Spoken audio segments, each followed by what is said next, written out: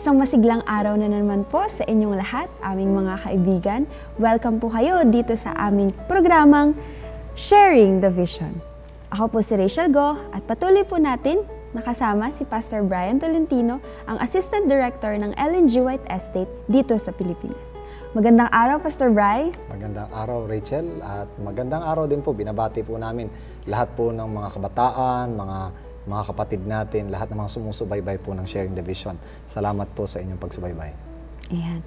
Pastor, ngayon po, ang ating magiging topic ay pinamagatang Ellen White Writings and the Bible. So, titingnan natin, Pastor, kung ano ba yung relationship ng mga writings ni Mrs. White sa Bible. Pastor, may mga nagsasabi po kasi na ang mga Seventh-day Adventist daw ay hindi mismo talaga nakabase sa Bible o hindi mismo yung tinatawag natin na sola scriptura. Ano po ba yung sinasabi ni Mrs. White regarding dito sa issue na to? Well, totoo yan, marami tayong naririnig. Pero actually, yan nga naririnig lang natin. Pero ang tanong, kung we take it from the horse mouth, tingnan natin mismo kung anong sinasabi ni Ellen White tungkol sa mga bagay na yun. Isa sa mga kilalang writings, early writings, page 78, nagpapakita ng parang ano ba talaga yung purpose kung bakit merong visions, bakit pinakitaan si Ellen White. Siya mismo ang nag-explain actually nito. Sabi niya, I recommend to you, dear reader, the Word of God as a rule of your faith and practice. So parang sola scriptura ito eh.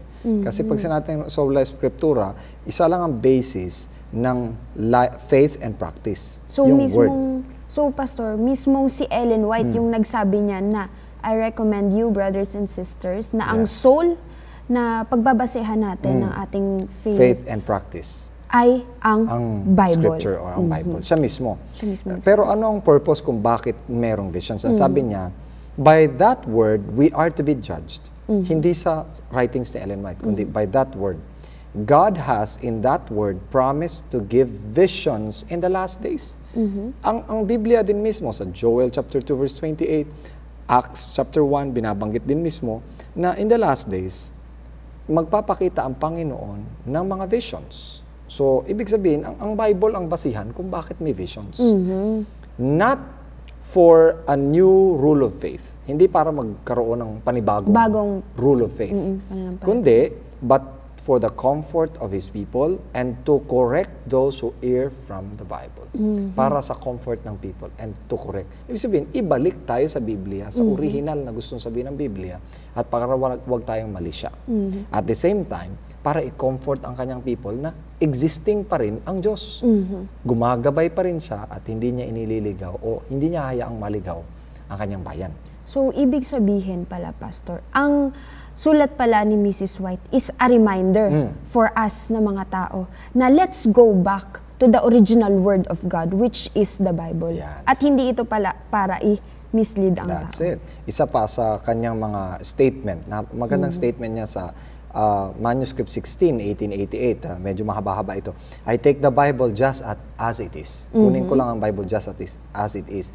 As the inspired Word. I believe its utterances is in an entire Bible. Men arise who think they find something to criticize in God's Word. Masyadong critical yung mind nila sa scriptures. Marami silang tinitignan. They lay it bare before others as evidence of superior wisdom. Parang mas matalino pa sila kaysa sa Diyos. These men are, many of them, smart men, learned men. They have eloquence and talent, the whole life work of whom is to unsettle minds in regard to the inspiration of the scriptures. Parang devoted talaga sa, ang dami talaga. May mga nag-aaral ng Doctor of Divinity, may mga nag-aaral ng mga Doctor of Biblical, pero ang kanilang object ay para i-disprove yung Bible. Bible. Biruin mo, religion yung pinag-aaralan nila para i-disprove lang yung Bible. Para gusto nilang hanapan ng mali. Kumbaga, naglalaan sila ng oras para hanapan ng mali ang Biblia na mismong sinulat. That's it. Galing so, sa tama Panginoon. yung sinasabi ni Ellen White. Ang sabi niya, tuloy-tuloy niyang sinabi, Brethren, let not a mind or hand be engaged in criticizing the Bible. Do not criticize the Bible. It is the work that Satan delights to have. Any of you do, but it is not the work of the Lord has appointed out for you to do. Men should let God take care of His own book. Sabi niya, men should let God take care of His own book, His living oracles, as He has done for ages. They begin to question some parts of Revelation and pick up flaws in the apparent inconsistencies of this statement and that statement. Men of humble acquirements, possessing but limited capabilities and opportunities to become conversant in the Scriptures, find in the living oracles comfort, guidance, counsel, and plan of salvation as clear as sunbeam. Yun ang hindi gaano nakapag-aral eh. Nagbasa lang ng Biblia, nakapag-find ng comfort.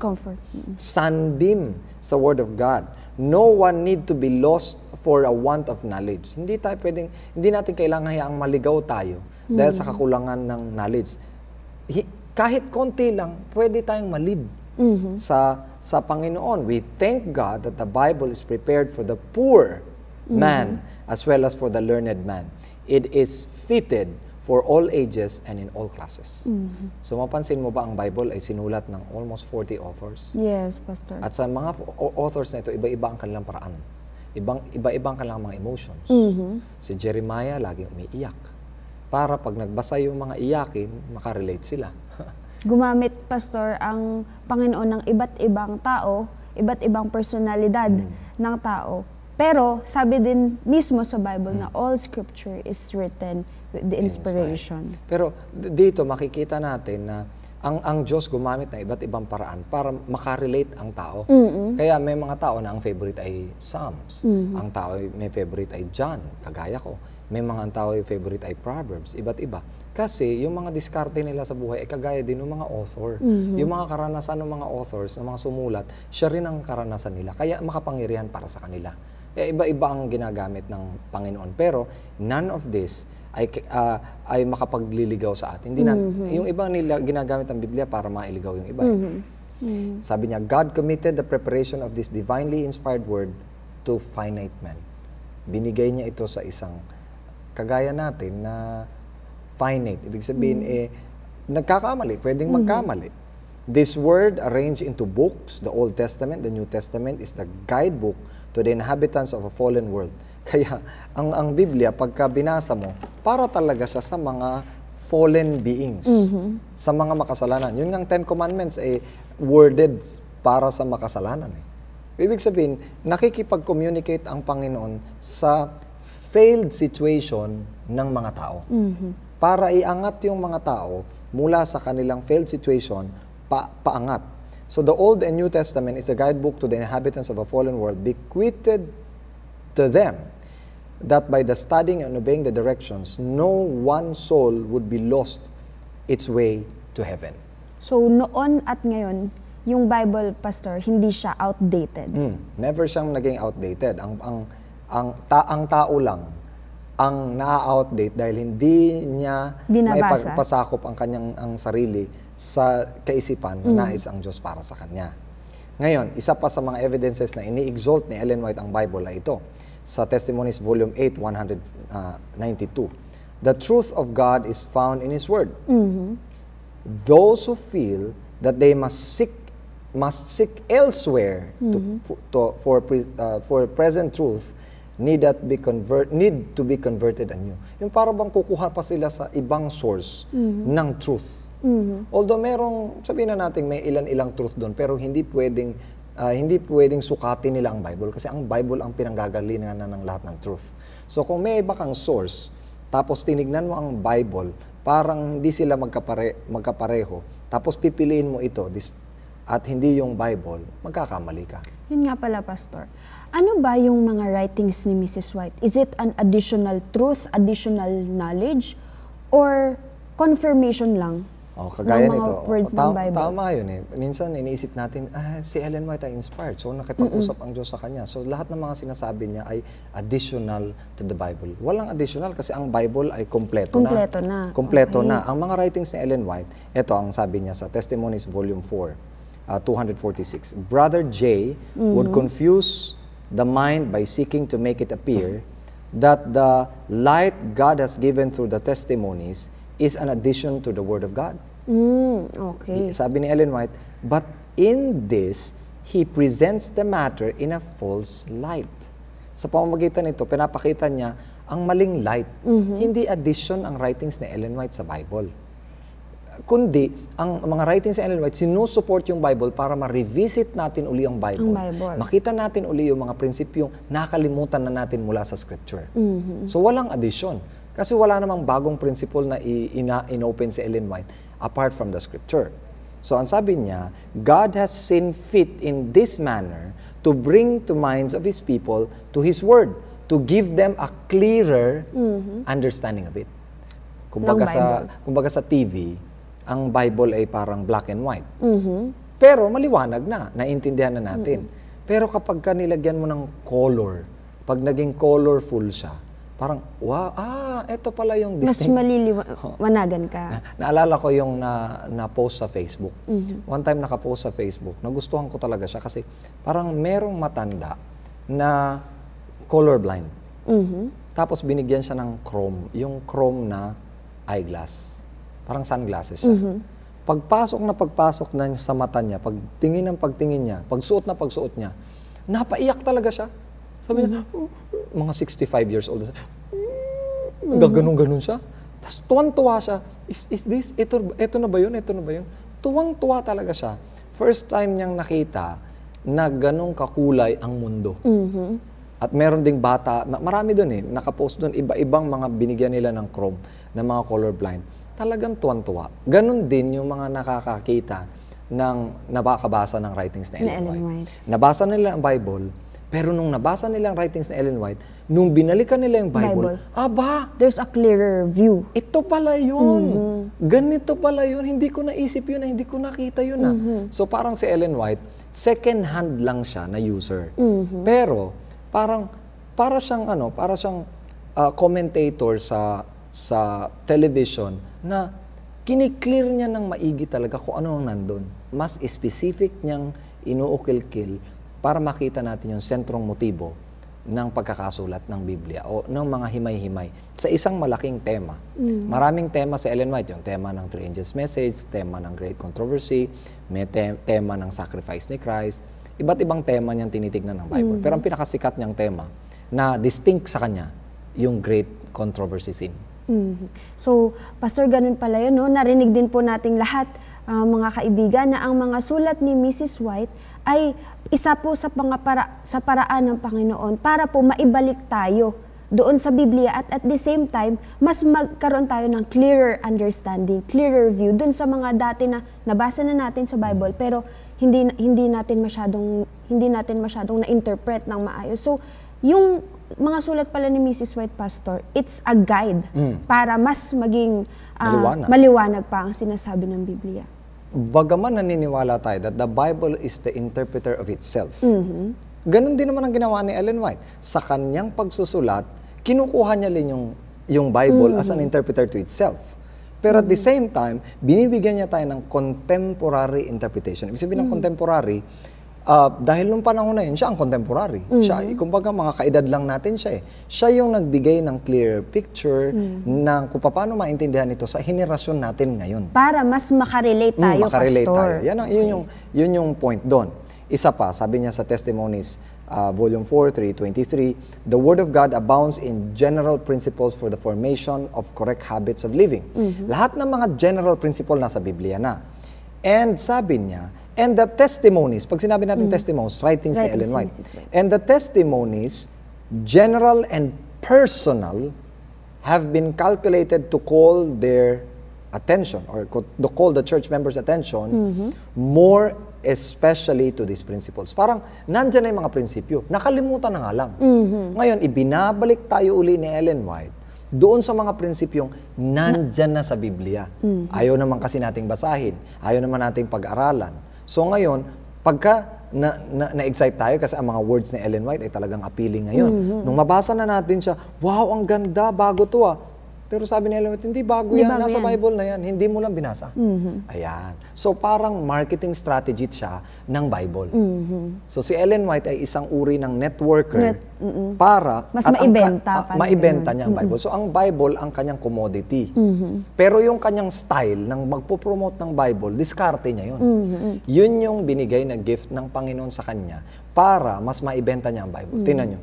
sa statistics, ang mas maraming bumabasa ng Ellen White ay higit na interesadong bumasa ng Bible.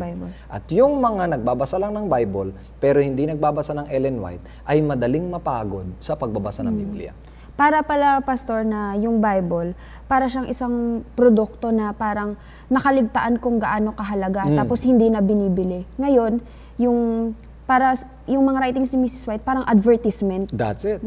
Promotion. At saka hindi lang yun. Pinapakita niya talaga sa kanyang buhay at naipakita niya all throughout the history ng Seventh-day Adventist na applicable talaga ang Biblia. At powerful ang Biblia. Both sa side ng health, o sa side ng relationship, o sa education, o sa psychology, or whatever. In whichever part ay effective ang Biblia. At hindi masabi natin outdated na yung Bible, hindi na yan applicable ngayon kasi science na ngayon, ganito na ngayon. Pero hanggang ngayon, yung mga nagbabasa ng Spirit of Prophecy, they find it very beneficial na makita ang mga prinsipyo ng Biblia na hindi pa nila nakita dati. Halimbawa, ewan ko kung nabasa mo yung Christ Object Lesson. Christ Object Lesson ay karamihan dyan, ang pinag-uusapan ay mga parables. Tapos ini-explain ni Ellen White. Ngayon nakita mo na, ay, ang simple lang nung sinabi ng Panginoon, isang piraso lang ang sinabi ng Biblia. Pero nung makita niya sa light na meron siya, abay mas contemporary, mas nakikita natin applicable sa atin. Mas nakaka-relate tayo. Ngayon, isa pa, meron pa siyang sinabi sa Testimonies Volume 5, page 665. Ito yung proper relationship ng Bible at saka ng Spirit of Prophecy. The testimonies, sabi niya, yun yung writing sa Ellen White, are not to belittle the Word of God, but to exalt it and attracts the mind to it. Kaya pagka nagbasa ka o nakinig ka ng mga writings ni Ellen White, mako-curious ka, ano ba talaga sinabi sa Bible? Pag tinignan mo sa Bible, wow! Ayun pala yun. Nababalik ka na sa Bible, nakakalimutan mo ni Ellen White, tapos tuloy-tuloy ka na nagbabasa ng Bible. Tapos pag nawala ka na namang ng gana sa Bible, nagbasa ka na naman ng Ellen White. Maitutuon and then ka redirect ka na naman sa Bible, Pastor. That's it. Kumbaga, ikaw si Ellen White yung flashlight, pero yung Bible, yung araw. So, habang gabi, nandun yung flashlight para i-sustain ka. Pero pagdating ng araw, hindi mo na kailangan yung flashlight. Yung flashlight, That's yes. It. Ganon din, pagka nagbasa ka na ng Bible, wala na yung Ellen White. Pero pagka wala ka pa sa Ellen White, may mga tao na walang ganang magbasa ng Bible. Para sa kanila parang napakalalim, so complicated, tapos hindi organized. Pero pagka Ellen White na napaka-organized, talagang well-promoted. Tsaka talagang in-enhance niya. So very colorful ang pagkakasabi niya. Napaka-vivid pa naman ni Ellen White magsalita. Yung mga detalye, isa-isa niya talagang sinasabi, tapos binibigyan niya ng kabuluhan. Halimbawa, one time dun sa John, pagkatapos ni Jesus Christ na mabuhay na mag-uli, tinupi niya yung kanyang linen. Tinupi yung niya. Pinambalot. Yung pinambalot sa kanya. Tinan mo, sabi ni Ellen White. Tinan mo, busy na, ito yung pinakamahalagang araw sa buhay niya. Pero hindi man lang niya kinalimutang tupiin yung kanyang pinaghigaan. Nakuha mo? So, talaga siya, parang very vivid niyang sinasabi na ang Diyos hindi nakakaligta, hindi nakakalimot, very organized, alam niya kung anong gagawin niya, at hindi siya na-overwhelm ng, Resurrection Day ngayon, sige tayo na. Iwanan na niya yung kanyang pinaghigaan. Pero si Ellen White, nakita niya pa yung detalye na yun. Nakita niya pa yung detalye na yun. Hindi naman makikita ng ordinaryong nagbabasa ng Biblia. Para sa kanya, ganun lang. Tinupi niya, siyempre, tinupi niya. Pero kay Ellen White, hindi. So, ganun din ang responsibilidad natin ngayon na kahit sa ating pang-araw-araw na buhay, huwag natin kalilimutan yung mga house chores natin o yung mga damit natin, huwag natin parang maging organized pa rin tayo sa bahay. Kahit na gaano ka busy. Gaano man ka busy, huwag mo sabihin, kasi napaka-importante ng gawain ko ngayon, iwanan ko muna yung, bahala na kayo dyan. Hindi ganon. So, yan ilan sa mga bagay na makikita natin sa komentaryo ni Ellen White. Isa pa, sa Review and Herald, January 20, 1903, little heed is given to the Bible. Kung bakit binigay ang writings ni Ellen White? Kasi walang nagbabasa ng Bible. And the Lord has given a lesser light, writings of Ellen White, to lead men and women to the greater light. Of course, ang pinaka-light, pag binasa natin ang Bible, is Jesus Christ. Di ba? Si Jesus Christ talaga yung sinasabi natin, pinaka-greater light. At ang sentro ng buong Biblia ay si Jesus Christ. Ang problema, pag nagbabasa yung iba, ang nasentro sila sa commandments, nasentro sila sa religion, nasentro sila sa politics, sa welfare, sa human justice. Hindi naman yun ang sentro. Ang sentro talaga ng Biblia ay si Kristo. Nakakalimutan, Pastor. Nakakaligtaan. Kaya si Ellen White, napaka-effective ng paraan niya na yung lesser light niya ay magli-lead sa greater light. Kaya pag binasa natin ang Bible, tapos nailid ka kay Jesus Christ, nailigtas ka. Para palang, Pastor, ang writings ni Mrs. White, parang enzyme. Enzyme. Parang catalyst. Catalyst. Starter siya, Pastor. Yung lesser light nga, Pastor, di ba? Unting liwanag. Pero pag nakita mo na yung kahalagahan ng unting liwanag na yun, mapupunta ka, lalaki at lalaki yung liwanag na yun, papunta dun sa greater light. That's it. At ang greater light, huwag natin kakalimutan si Jesus Christ. Kasi sabi niya sa John chapter 5 verse 39, you search the scripture. You think that you have eternal life in them. Akala nyo, sa pagsasearch nyo sa scriptures, meron ka eternal life.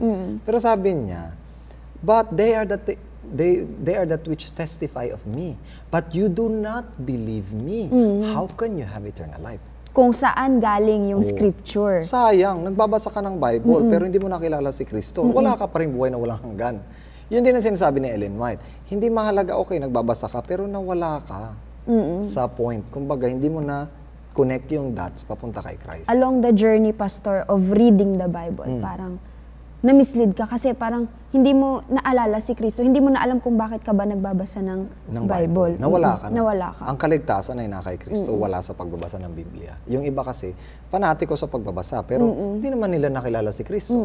At ang ugali ni Kristo, hindi nila nakita. Hindi rin makita yung ugali ni Kristo sa kanila. Pero kung nakilala mo si Kristo at alam mo na sa Kanya galing lahat-lahat ng nasulat dito sa Biblia, mas magiging eager ka na pag-aralan ang Biblia.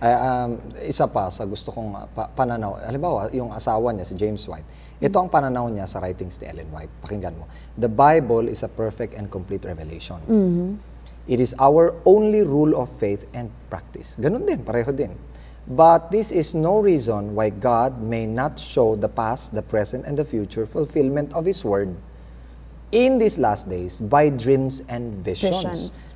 Sabi niya, according to Peter's testimony in Acts chapter 2 verse 17, kinuha sa Joel 2 verse 28, true visions are given to lead us to God and to His written word, but those that are given for a new rule of faith and practice, but those that are given for new faith separate from the Bible should not from God should be rejected. Pagka merong nag-i-introduce na, may visions ako. Pero wala naman, hindi mo naman mabasa sa Bible. Sa Bible. Saan dito yung vision mo? Parang hindi naman supported ng Bible. Is not from God. Kaya dapat lahat ng mga visions ni Ellen White, dapat talagang, yan ay supported from the scriptures. Makikita mo talaga. At hindi lumalabag sa mga prinsipyo ng Biblia. So kapag wala sa Bible, hindi mapagkakatiwalaan. Hindi mapagkakatiwalaan at hindi yun galing kasi hindi sa yun. Panginoon. Nasabi, kung there is no light in them, if to the law and to the testimony, if they do not speak according to this, it is because there is no light in them. So dapat magsispeak siya for the scriptures. Si G.I. Butler, ito din, dating presidente, sabi niya, they, which are the visions of Ellen White, everywhere direct us to the scriptures as the great source of true instruction and to the example of Jesus Christ as the true pattern. They never claim to be given to take the place of the Bible. One time, may nagtanong yata, sabi niya, Pastor, bakit si Jesus Christ kumain ng isda? Sabi ng isa, sumagot naman yung isa, sabi niya, hayaan mo na lang yan, patawarin na lang natin si Jesus Christ kasi hindi niya panabasa yung writings ni Ellen White. So parang, si Jesus Christ is to be measured by the writings of Ellen White. Mali yun. The writings of Ellen White must be measured by the Bible. Hindi pwedeng magkabaliktad yun. So, dapat maintindihan natin yun, na hindi pinapaltan ng writings ni Ellen White sa Bible. Dapat ang lahat ng writings ni Ellen White ay makita natin in support of the scriptures. So, isa sa mga interpretative system ng pagbabasa ng writings ni Ellen White is, pag nagbasa ka ng Ellen White, isipin mo muna kung paano ito mai-relate sa Bible bago mo interpret. Pag hindi mo ito nagawa, hindi mo na maintindihan ng writings ni Ellen White. At hindi lang, Pastor, hindi maiintindihan, may possibility pa na magkaroon ka ng ibang interpretation. That could mislead you. Yes. At the end, tingnan natin, ano ba yung mga structures ng mga writings ni Ellen White? Una, ang kanyang structure ng writings niya ay typologies. Yung kung paanong itinaas sa panahon ni Moses, ganun din kay Kristo. Laging typology. Ang mga panahon natin ngayon ay kagaya ng Israelites. Ang Seventh-day Adventist daw ay kagaya ng Israelites. Typology ang tawag nito. So marami siyang ganon. Pangalawa, moralism. Yung moralism, ito yung parang dapat ito ang gawin natin. Hindi dapat natin gawin ito.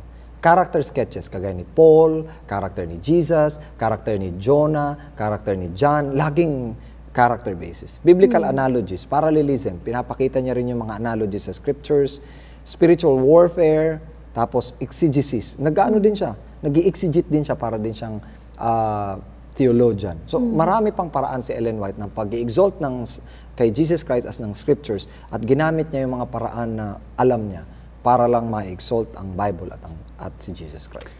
Yes, sayang, Pastor, nakakabitin naman ang ating pag-aaral ngayong araw na ito. Pero natutunan ko, Pastor, na ang sulat pala ni Mrs. White, hindi yan additional knowledge. Yun pala ay meron nang sinabi ang Biblia. Kumbaga, ito ay reminder lang, suporta sa Biblia na kung saan ang center ay si Jesus Christ, ay ang Panginoon. Sa oras na ito, Pastor, may gusto pa po ba kayong sabihin sa ating mga kaibigan? Well, paalala lang po, hindi lamang sa mga Seventh-day Adventists, kundi sa ibang mga Kristiyano, na mula sa araw na ito, pagtuunan na po nating basahin ang Biblia, kilalanin na po natin si Jesus Christ. Kaya nga ibinigay ang mga testimonyang ito para ipaalala sa atin na kailangan po talaga nating basahin ang Biblia. At kung ano man ang magagawa natin, i-apply na natin, mga kapatid, sa ating buhay at pananampalataya ang Biblia at si Kristo. At hindi na natin kailangan pa. Pero kung sakaling mawaglit man tayo, nandyan ang mga visions, ang testimonies, para magkaroon ulit tayo ng panlasa, para maibalik ulit tayo sa Biblia. Ayan. Maraming salamat, Pastor. Sa oras pong ito, maaari po ba tayong manalangin? Tayo manalangin, dakila po namin Diyos. Salamat po sa kaloob o gift ng Espiritu ng Hula na nagbibigay sa amin, Panginoon, na kakayanan upang maunawaan ang Biblia at maibalik kami kay Kristo. Tulungan lamang kami manatili sa Kanya, Panginoon, hanggang sa kayo dumating, sa pangalan ng Panginoong Hesus. Amen. Amen. Ayan, mga kaibigan, mga kapatid, alam po namin na nabitin kayo sa ating talakayan ngayong araw na ito. Kaya naman, iniimbitahan po namin kayo na manood muli dito lamang po sa ating programang Sharing the Vision.